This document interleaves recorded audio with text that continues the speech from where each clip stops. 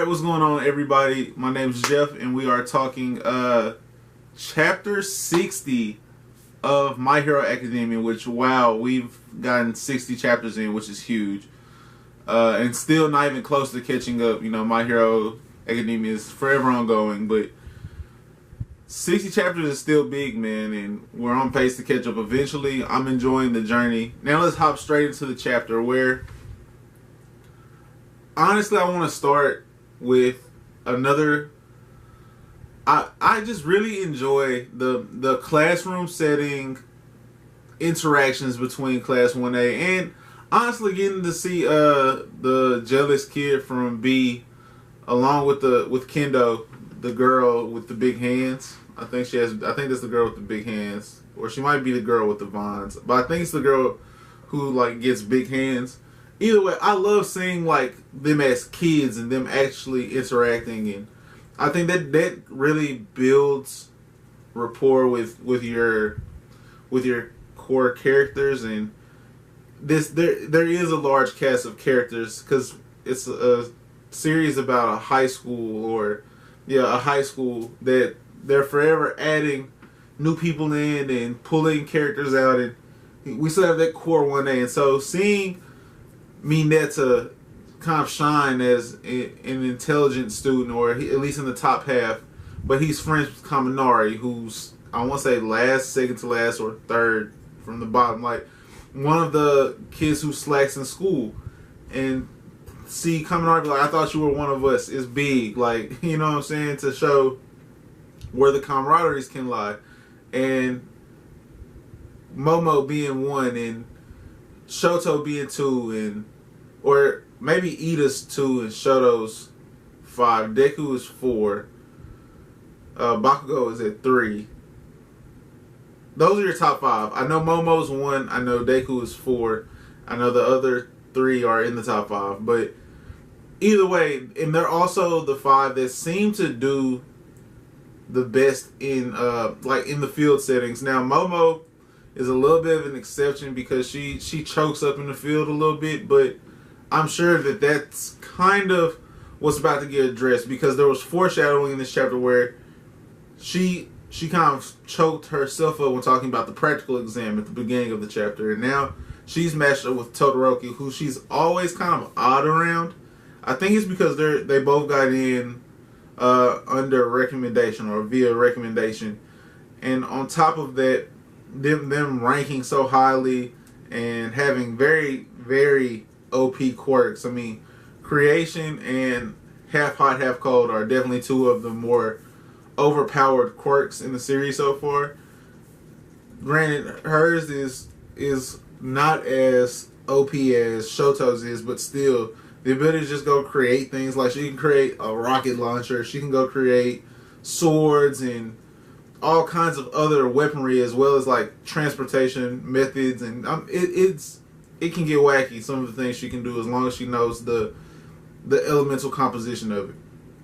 So from there, and to see Bakugo and his personality shine through, where he Kirishima, whose name I always struggle with, I don't know why, because he's a character I like, but Kirishima's like, man, such virtue to study. You know, he's like the manly man personality of their class. He's like such virtue of them trying to study and do better, and I probably should even study harder. And he's top 10 in the class. He's in the top half, and Bakugo's like, I'll tutor you to death.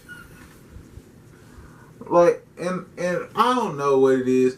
I enjoy that about him. I enjoy that everything is kill and death, and that he's always on 10, because he stays true to that. But he also doesn't do it out of like tyranny or villainy. Like, he still has the virtues of a hero. He still wants to go save people. He still wants to defeat villains. He still wants to be a great hero, because he draws his inspiration from All Might.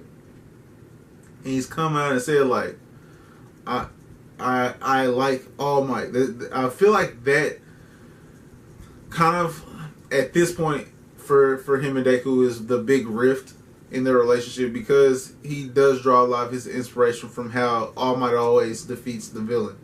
And Deku and All Might have such a good relationship, or a strong relationship. Let me not say good, but a strong relationship. And Bakugo can see that. The rest of the class can see it. But I wonder how that makes Bakugo feel. A lot of your bullies, a lot of the bullies are jealous of the people that they're bullying. And it's hard to imagine that that's not a major cause for how Bakugo treats Deku. Now, on top of it, he's extremely competitive with everyone, and he doesn't want to be handed anything, which you have to appreciate. Like, you have to appreciate that he wants to go earn his rankings and earn his titles, and he wants to go earn that. He doesn't want hollow victories. So he when he confronts Deku before they're about to go take their test, and it's like, whether it be grades or in the practical exam, like, I'm going to widen the gap between us so far that it kills you spiritually. Like, I want you to be mentally defeated from how well I do in comparison to how well you do. Like, you could get a 99, and my 100 will be so absolute that you'll feel like there was nothing you could do.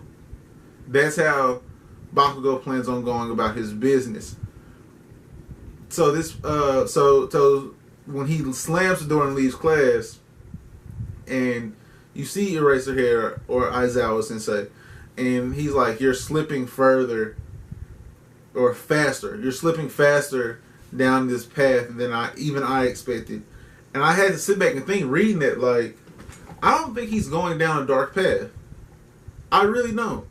Because his actions are, because of the roots of his actions. I don't think, and yes, people do bad things for good reasons. I get that. But he hasn't done bad things yet. Like, he hasn't done the bad thing. Did he bully Deku? Yes. When's the last time he did that, though? Like, he was confronted by Deku, and I like Deku, don't get me wrong, but after he was confronted by Deku, he stopped there and understands, like, okay, this is a serious competition, and I do want to be number one, so how do I do that? And that's all he's done is strive for number one. So I don't agree with Aizawa there. Now, the president, or the principal, I'm sorry.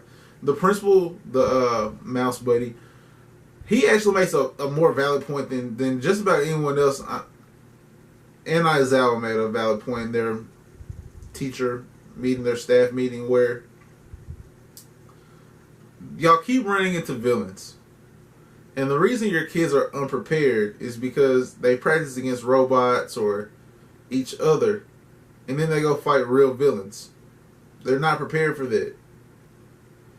You don't go do 2 + 2 and then go take an algebra test. You're not prepared for it.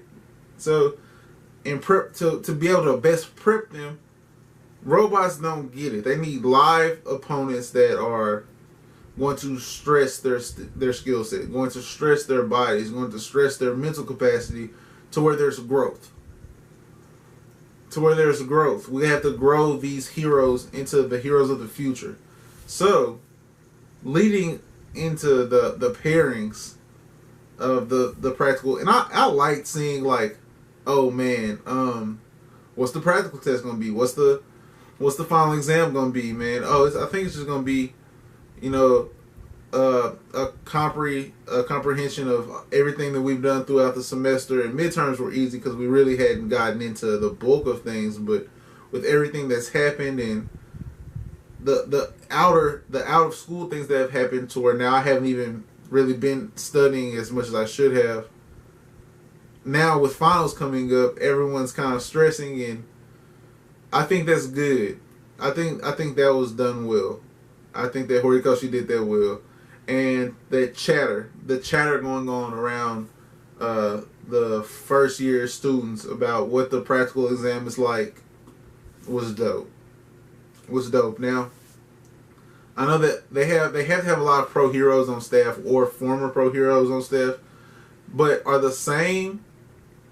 Do they take out the two main teachers? Because, like, All Might, we never see him interact with class 1B. Now, Aizawa has a reason not to interact with 1B because he's 1A's homeroom teacher. But in that, does that mean that Vlad and then the rest of the other heroes, including All Might, are also running this same test? Like, who are the heroes that are testing 1B? And I know we're not going to be shown that, but it's kind of interesting to see, like, the same set of heroes consistently show up in the story, whether it be Midnight and 13 and the Principal. You have Vlad, Gunhead, Mount Lady, Kamui. They always are the ones who seem to show up at these things, like at major hero gatherings. And I didn't really see, I think Ectoplasm was there. I didn't really pay attention to who all the heroes were. It's going to make me go back and look at it now. But, actually, guys, hold on. We're finna go check that out right now. We're finna go check that out right now. We got 13. We got Buddy that has the Southern. Oh yeah, Present Mike, Cementos, Midnight, Ectoplasm, and the buddy that be shooting, the buddy from Texas that be shooting with the trench coat. Either way though, I think it's gonna be interesting to know if they are also who fights against Team B, or who Team B has to go against, or I keep saying team, who Class B has to go against, because that would seem like right, wouldn't it? I mean, now pairings, potential pairings, because that's where I kind of want to tone this towards the end of of the 20 kids, who would I like to see paired together? And we already have 2 of them released, 2 of the pairings, so that's 4 kids out the way. We have Momo and Shoto paired together. We have Deku, and we have Bakugo paired together. So now let's take the rest of that. I want to see Kaminari and Jiro work together. I feel like they have kind of like this connection. I think it would be dope to see them. I think Mineta and Ida would be good. Just because Mineta's kind of like lewd, and Ida is so straight by the book that those two would create like a funny dynamic, I guess. I would like to see Kirishima and a buddy that calls out the animals, because you have someone who's like very energetic and enthusiastic, and someone who's very quiet, like I don't know his name. So Red Bride and Animal Buddy. I think Sero and I had Sero's put together. Oh, Ashido. What's Pinky real name? Ashido. I think Ashido and Sero would be dope together, just because they're both mobility based. Tail and Sugar Rush can be together, I guess. I don't really care about them. Who am I missing? This is the hardest part. Who am I missing?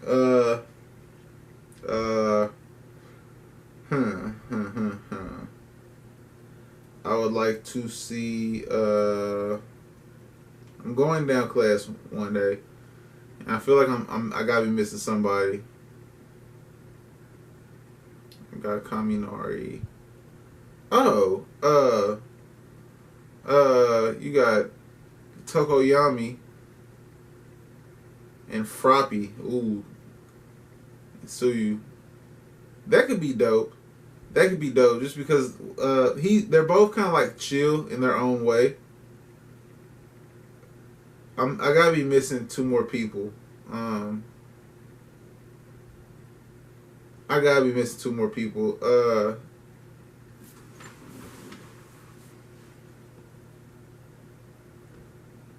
Oh, Ochako.